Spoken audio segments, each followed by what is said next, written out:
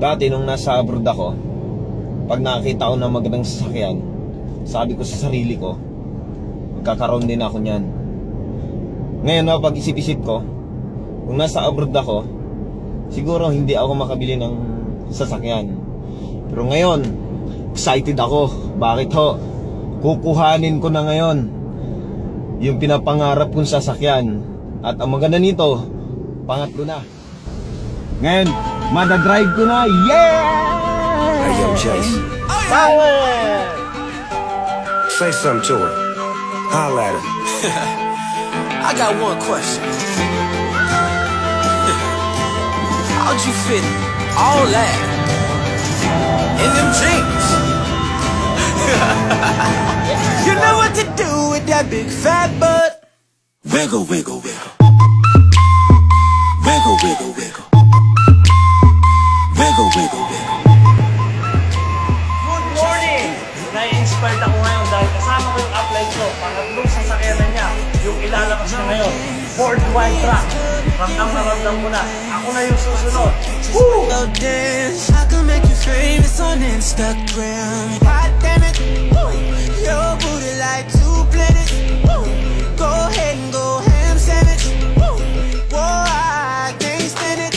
Cause you know what to do with that big fat butt. Wiggle, wiggle, wiggle. Wiggle, wiggle, wiggle. Wiggle, wiggle, wiggle. Just a little bit. Cadillac, Cadillac, pop that trunk. Let's take a shot, alley-oop that don't. Tired of working at 9 to 5. Well, baby, let me come and change your life. Hot damn it. Your booty like. Ay, grabe ho. Iba yung amoy pagbago. Kaya ho, ito na. Kuhang-kuha, hawak na naman. Grabe ho, dati ho, pinapangarap lang. Buti na lang nasa Inglobal ako. Kasi kung wala ako sa Inglobal, siguro yung pangarap ko na sasakyan na to, hindi ko makukuha. Di ba sabi ko nga, nasa abroad ako. Ang tagal-tagal ko sa abroad. Hindi pa ako nakabili ng sasakyan. Samantalang sa Inglobal ho, sa maikling panahon lang, tatlong sasakyan ako, plus isang bahay pa. Maraming hindi sumama sa akin. Ini-invite ko sila, ayaw. Ini-message ko sa Facebook ko, ayaw ho nila. Hindi na ho nagre-reply sa akin. Ngayon, okay lang naman sa akin. Kasi, baka, ay mahirap naman pilitin ho yung ayaw. Kaya ho ako tuloy-tuloy lang, kahit ayaw ng mga kaibigan ko, dire-diretso po.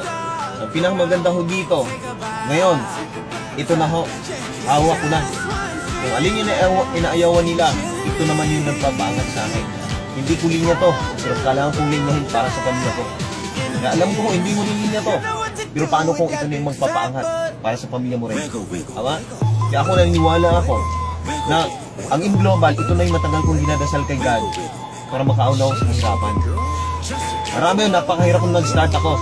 Pero para sa akin, walang mahirap na taong sumabago ang buhay. Hindi ko iniintindi yung sinasabi nila. Mas iniintindi ko po yung kalagayan ng pamilya ko.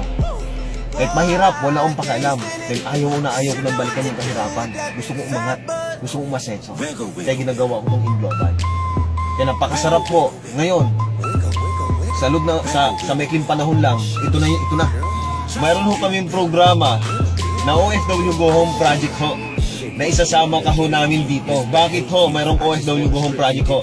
OFW po ako. Alam ko po yung pakiramdam na malayo ka sa pamilya ho. Kaya binuo ko po yung programang to para sa kapwa ko OFW ho, na tulungan ko po na makasama at uwi na para hindi na iwan ang mahal sa buhay. Kaya ko po binuo yung grupo ay yung programang to. Huwag ka na mag-isip. Gusto mo makasama yung pamilya mo. Kung gusto mo ng pagbabago, gumawa ka ng bago. Pamilya mo'y aasenso. Raptors, join na! Sama ka na! At ito, i-guide at tutulungan ka namin para sa mga gusto mo. Yeah, go, go!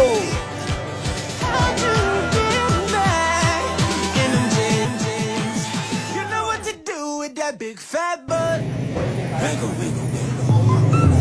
Grabe, tayo susi na to, yes! Grabe ho, dati pangarap lang. Ngayon, natupad dahil sa Inglobal.